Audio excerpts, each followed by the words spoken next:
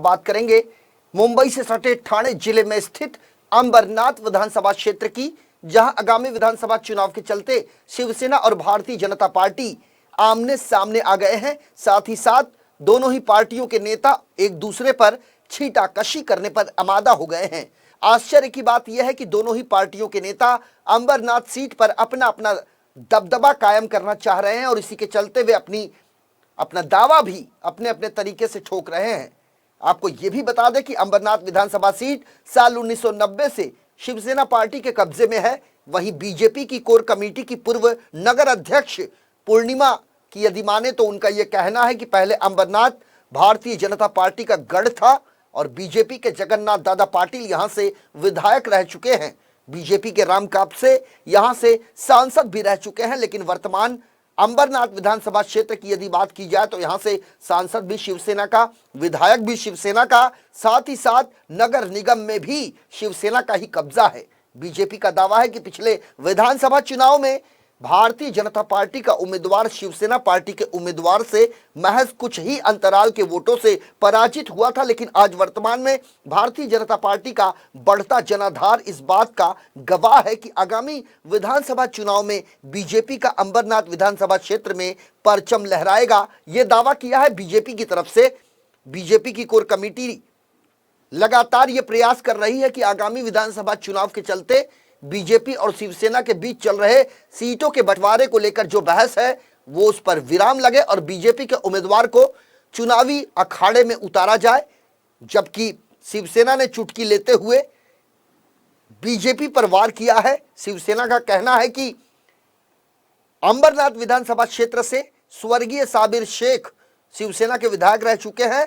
अब पिछले साल से डॉक्टर बालाजी इस सीट का प्रतिनिधित्व विधायक के रूप में कर रहे हैं।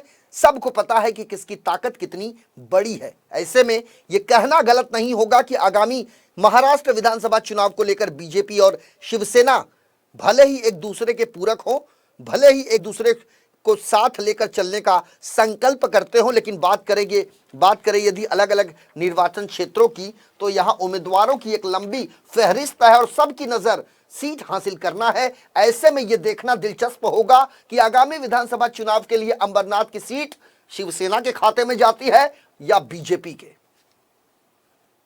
सेनेची भूमिका अशीच आहे की ज्या पारंपरिक जागा आहेत ते सेनेकडेच राहतील। हे नवीन काही भाजपचे कार्यकर्ते तयार झालेले आहेत, त्यांना असं वाटत असेल, परंतु जी युती झालेली आहे ती वरच्या लेवलवर झाली। माननीय उद्धव साहेब आणि माननीय मुख्यमंत्री कोणत्या जागा कोणाला द्यायच्या किंवा काय करायचं हे ते ठरवतील। यांची मागणी करणं हे त्यांना वाटत असेल त्यांनी करावी, परंतु आपली ताकद किती अंबरनाथमध्ये आणि आपण मागणी कसली करतोय हेही अंबरनाथच्या भाजपने ठरवावं। ती 1800 मतांनी जागा का गेली ते पण शेवटी जिंकून आली हे महत्त्वाचं आहे।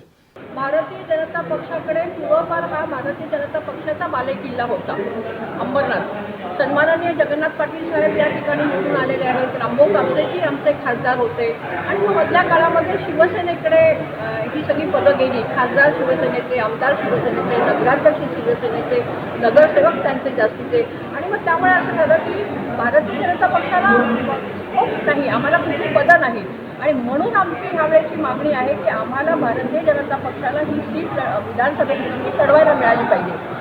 2014ला जर आपण पाहिलं असेल, 2014ला या ठिकाणी आमचे जे उमेदवार होते 9 होते, परंतु निसटच्या यांनी आमचा पराभव झालेला आहे।